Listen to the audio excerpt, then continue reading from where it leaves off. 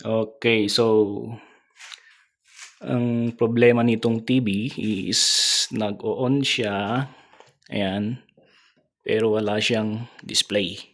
So this is Skyworth 32 inches. So yung gagawin mo muna dito is mag-system reset ka muna. Galin mo na yung saksak, yung plug niya. Tapos long press mo yung power button ng mga 10 seconds. Yan. Tapos balik yung saksakan. Ayan. Try natin iyon. So ayan, may standby indicator siya. Click ko yung power button. Ayan, mag-on. Nag-on na siya pero wala pa ring display. So yung problema nito is pwedeng siya sa backlight. Ang gagawin natin doon sa backlight para malaman mo na backlight ang problema nito is i-off mo lahat ng ilaw, tapos kuha ka ng flashlight. Tingnan mo kung may display sa loob.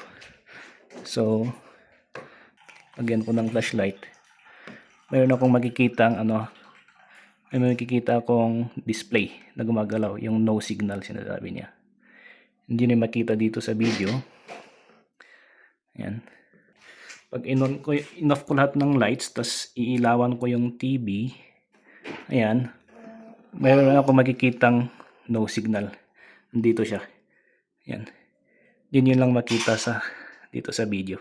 Pero may nakikita akong no signal na gumagalaw. So may nakikita akong no signal na lumalabas dito. Kaya backlight ang problema. Kaya ang gagawin natin dyan is bubuksan. Tapos papalitan yung busted na backlight lamp or palitan lahat ng set na backlight niya. So ayan, this is Skyworth model number 3282. Ayan. So buksan lang natin lahat. Tanggalin ko na ito. Ipat ko siya. Tanggalin lahat ang mga screw niya.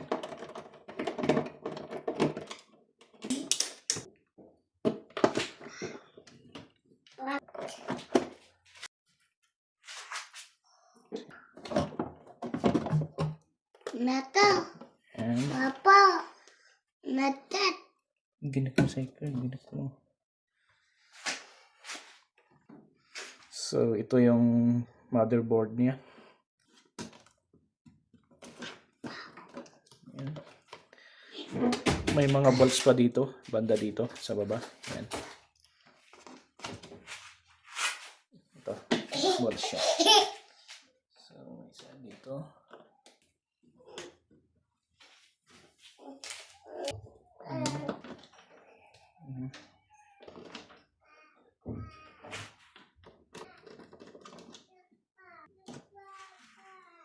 Tapos mayroon siyang anim na screw.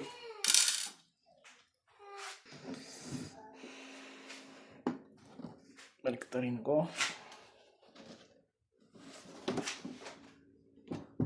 Ayan. Gumamit ko lang ng flat card. Gumamit ko ng flat card dito sa gilid.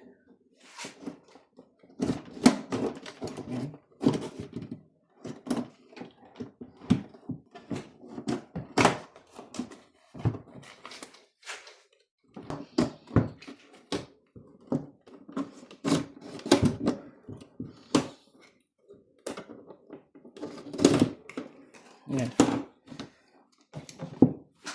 So natanggal ko ito. Yung first na frame niya.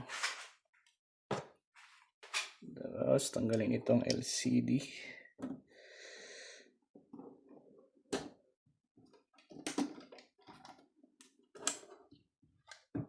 Yung LCD niya. Ayan. Tatanggal mo to. Tapos meron pa dito. Yan. Sa gilid. Tanggalin mo yan.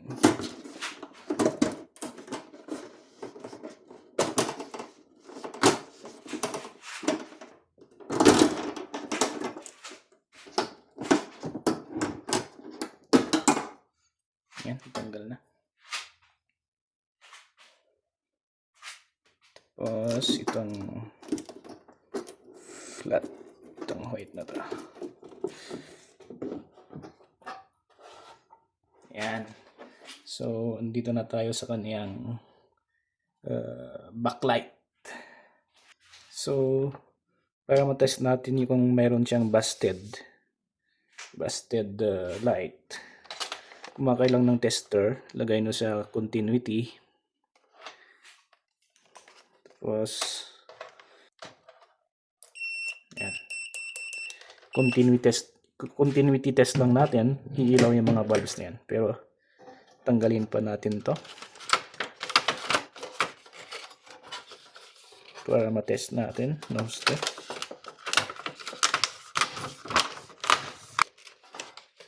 2, 4, 6, 7. So 7 lahat ng bulbs niya.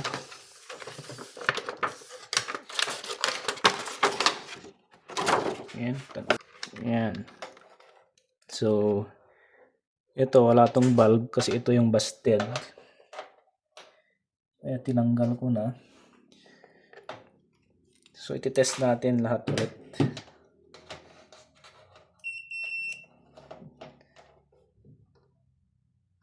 Ayan, umilaw siya. Good. Kung hindi ilaw, try niyang baliktarin. Positive, negative. Kung wala talaga, busted na yun.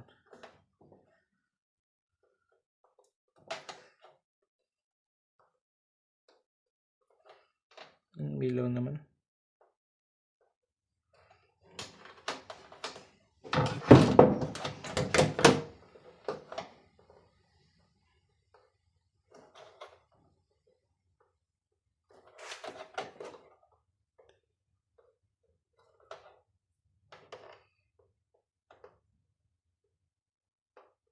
Yan, ilaw. Yan.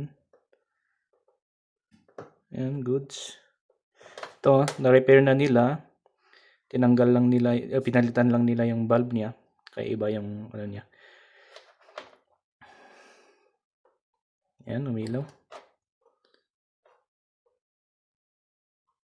Ayan, umilaw. Pero mas maganda kung kayo ng bulb, palit nyo dito. Or palitan nyo lahat buo ng itong mga strips. Ayan.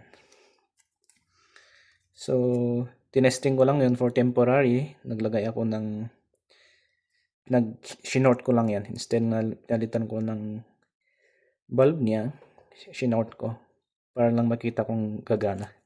Pero gumana naman. So, ayan. So, palitan lang natin ng bulb niyan. Yung connection kasi ng mga backlight is naka-series. Kaya kung kahit isa lang yung yung nabusted, hindi na yung gagana lahat. Kaya yung ginawa ko dito is sinort ko na lang yung yung may sira na bulb. Kumuha lang ako ng lead, tapos dinagyan ko ng test ko lang. Ayan, tinunawan ko na lang ng lead yung lalagyan ng bulb para magdiretso. Di bali naka-series naman. So ayan, instead na lamp yung nandyan, diretso na parang iisang wire na lang.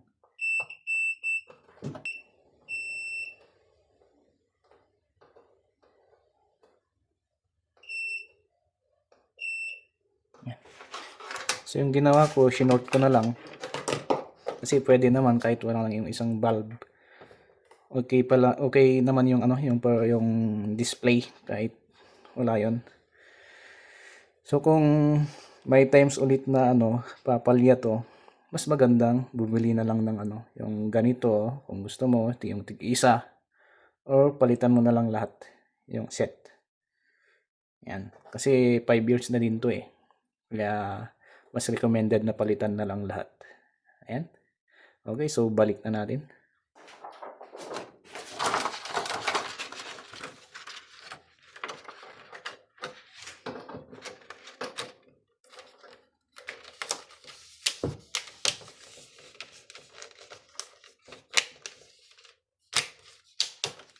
Yan, wala na siyang bulb.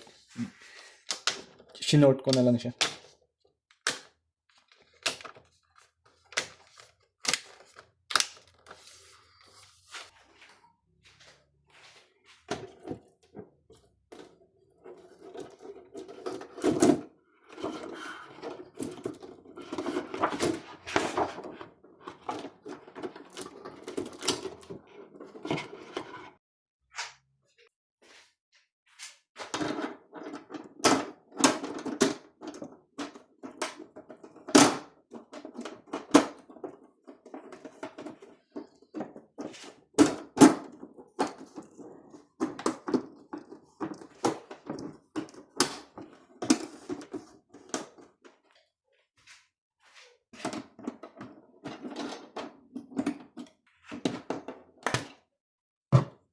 yung frame niya.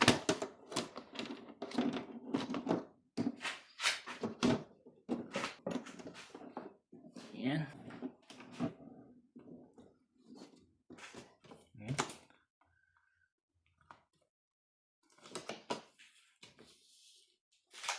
Tapos yung mga screw sa baba.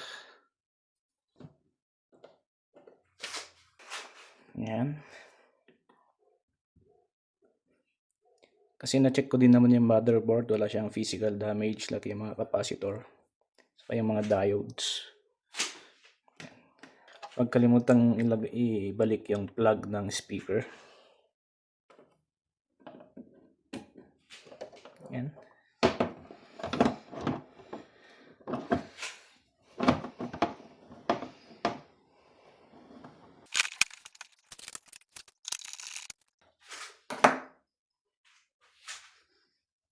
Yan, testing.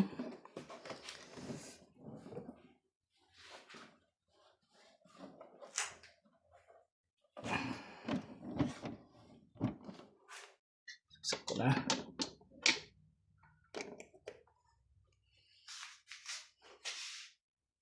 Yan. Ilaw siya. Pindot ko yung power button. Ayan. Magic. Alright. Di ba? Yan. So, ito yung nung lalabas ko. Yan. Okay na.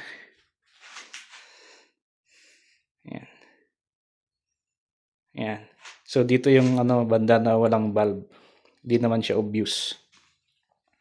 Pero, mas recommended pa rin palitan niyo lahat ng bulbs kung 5 years na. Kasi may chance pa rin na bibigay yung ibang bulbs, magre-repair ka ulit. Ayan. So, like and subscribe for more videos like this. Alright.